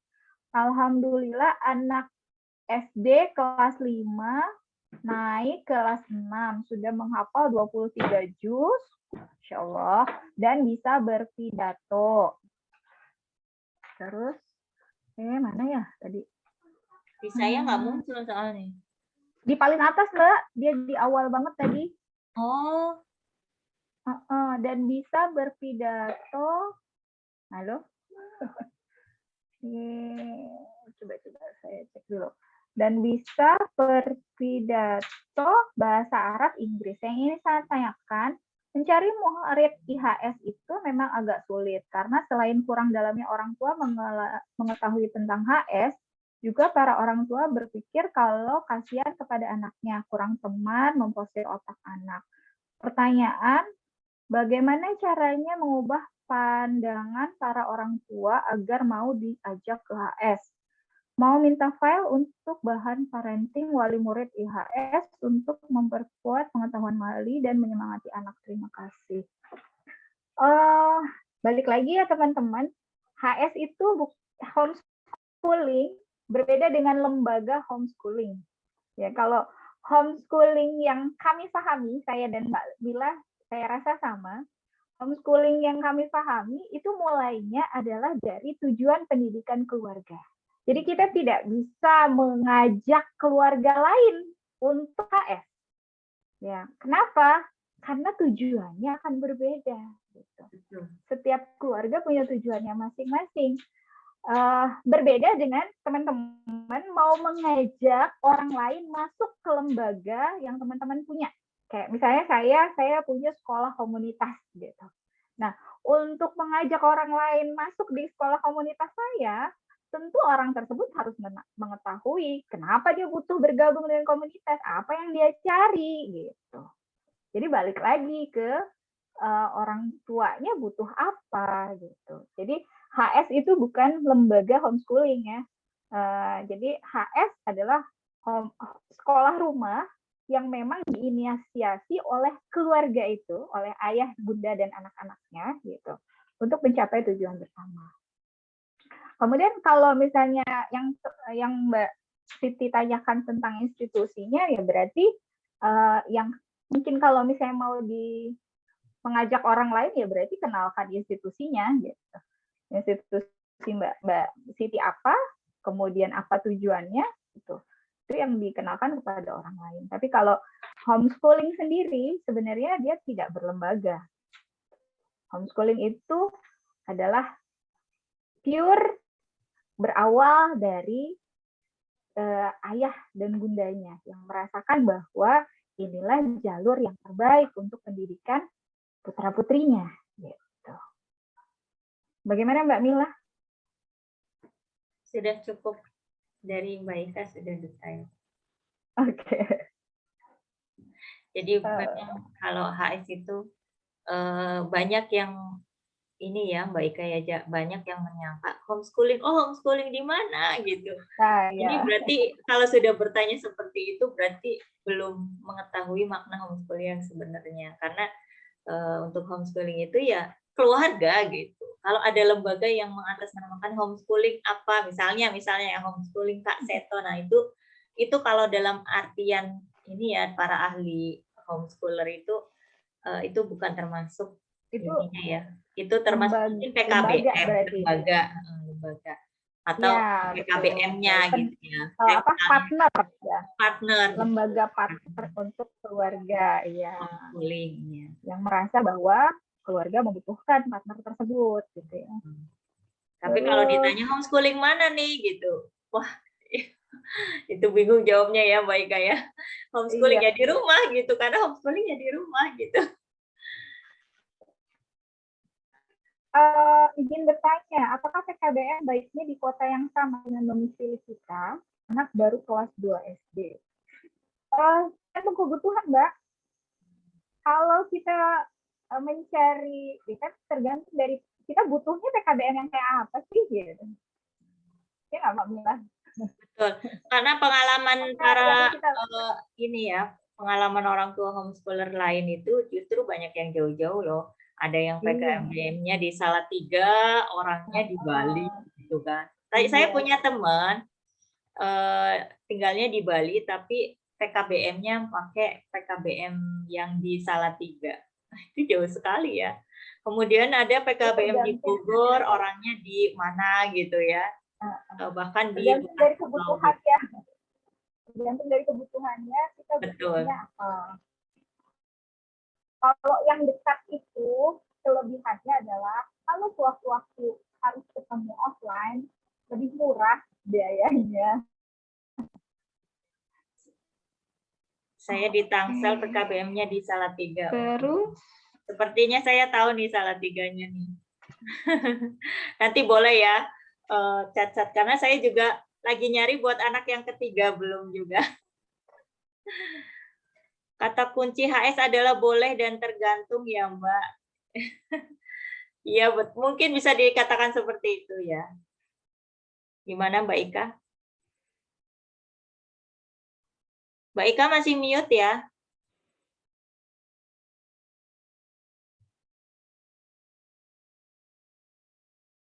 Mbak Ika sepertinya masih mute. Ini mohon info komunitas HS di Kota Padang.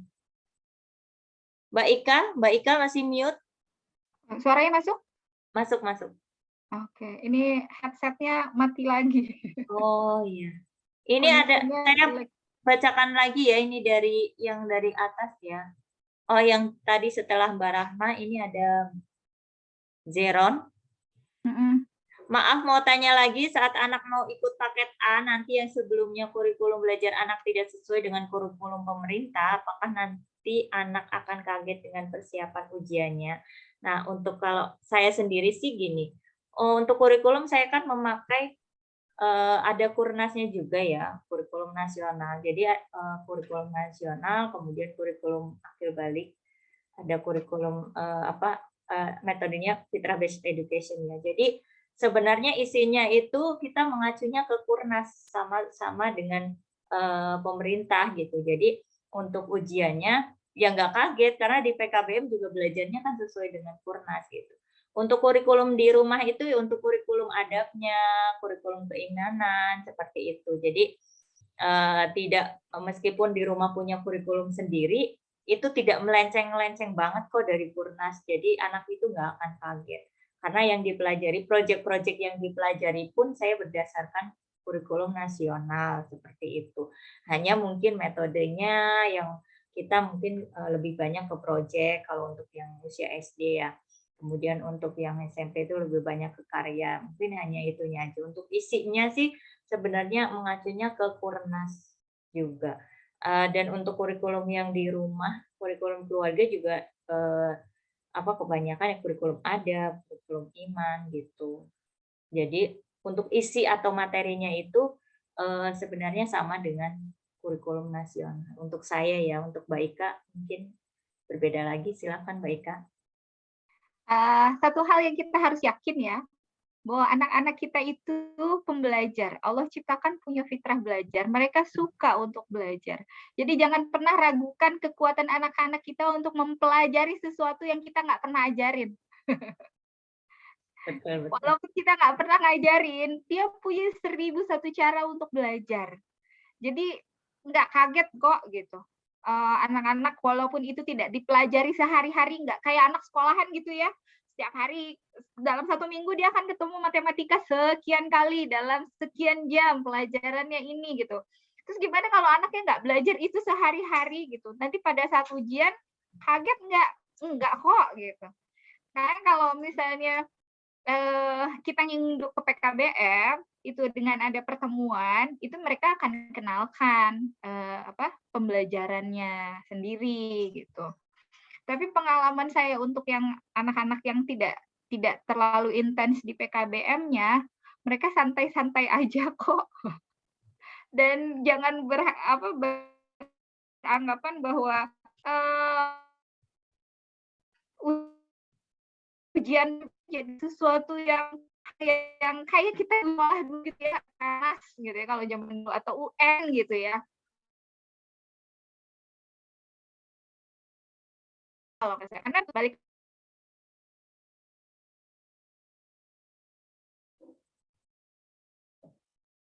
Halo Mbak Ika. cuman anak-anak KBM apa? Kalau saya anak-anak bilang, "Bunda, aku cukup di sini, aku pengen ngerasain sekolah," gitu. Mereka punya berkas gitu.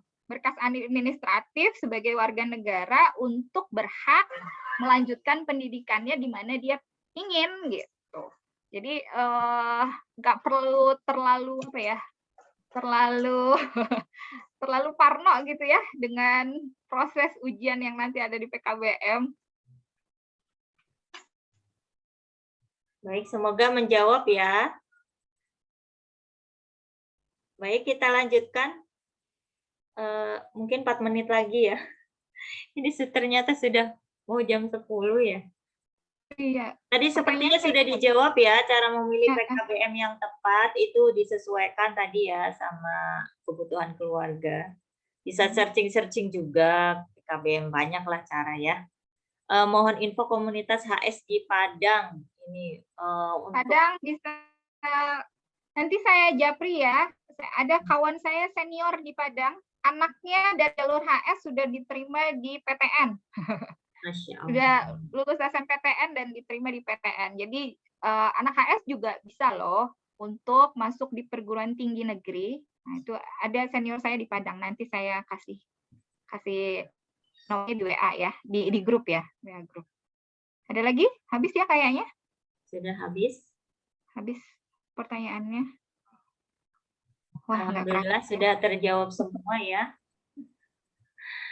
Alhamdulillah sudah menjelang jam 10, tak terasa 2 jam ya.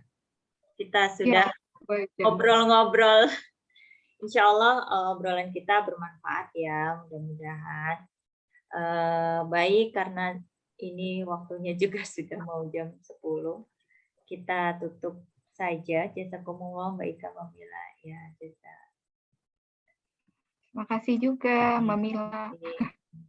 Ya, kita tutup saja. Alhamdulillah pada hari ini kita sudah bisa melaksanakan obrolan kita yang sudah kita jadwalkan. Insya Allah nanti kalau ada hal-hal yang ingin ditanyakan kembali, mungkin bisa di grup nanti kita lanjutkan. Untuk tema bulan depan juga kita obrolkan lagi ya Mbak Ika di grup, nanti mau tema apa untuk pembicara masih kita semua ya, maksudnya sama-sama, jadi tidak ada guru dan tidak ada murid, jadi nanti kita diskusi saja sistemnya. Alhamdulillah terima kasih bagi yang sudah mau hadir dan menyelesaikan sampai akhir. Terima kasih juga bagi yang sudah bertanya, menyimak.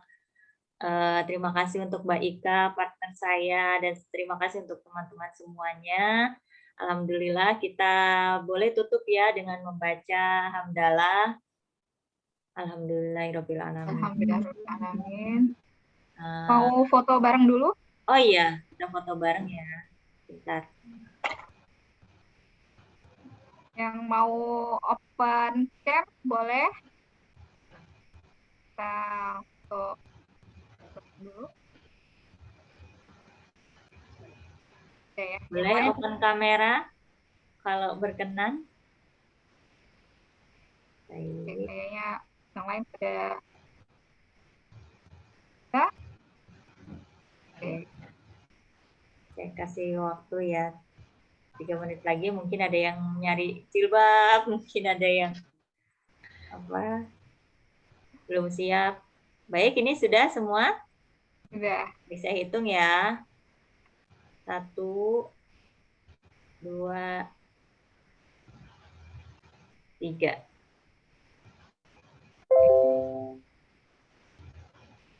Oke.